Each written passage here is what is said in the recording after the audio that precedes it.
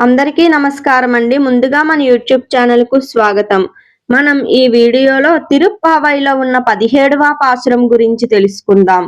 పాసురం అంబరమే తన్నిరే సోరె అరం செய்யும் எம்பெருமான் நந்தகோபால எழுந்திராய் கொம்பனார்க்கெல்லாம் கொழுந்தே கொலவிளக்கே எம்பெருமாட்டி யசோதாய் அறிவுராய் అంబరమూడరుత్తు ఓంగి ఉలగలంద உம்பர்கோமானே உரங்கதெழுந்திராய் செம்போர்க்கலடிச்செல்வ பலதேவா ఉంబియుం నీయుమురం గేలోరేంబవాయ్.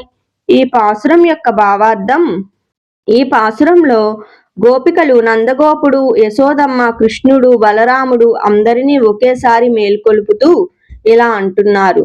ఓ నందగోపాల, ధర్మంగా జీవించే వారికి వస్త్రము, నీరు, అన్నము ఇచ్చే గొప్ప దాతవైన నువ్వు లేవు. ఏనుగులాంటి వీరులందరికీ అధిపతివైన గోకుల వంశానికి దీపం లాంటివాడా, ఓ మా తల్లి యశోద, నీ కుమారుల మహిమ తెలుసుకున్నవాడువు కాబట్టి ఇప్పటికైనా లేచి తెలుసుకో. ఆకాశాన్ని కప్పుతూ పెరిగి 3 లోకాలను కొలిచిన దేవతలకు దేవుడైన వామన నారాయణుడా, ఇక నిద్ర మాని లేచిరా. ఎర్రని బంగారు కాళ్లతో నడిచే ఓ సంపద స్వరూపుడైన బలరామ, నువ్వు నీ తమ్ముడు ఇక నిద్ర లేవండి. అంబరమే తన్నిరే సోనే అంటే వస్త్రం, నీరు, అన్నం. ఇవి 3 జీవనానికి అత్యవసరం. నందగోపుడు వాటిని దానం చేసే ధర్మవంతుడని ఆండాల్ చెప్తున్నారు.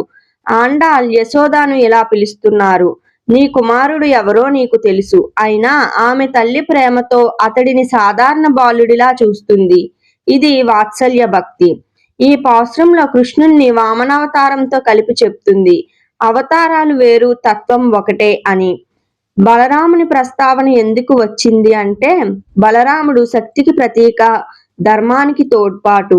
కృష్ణ లీలల్లో బలరాముడు విడదీయరాని భాగం.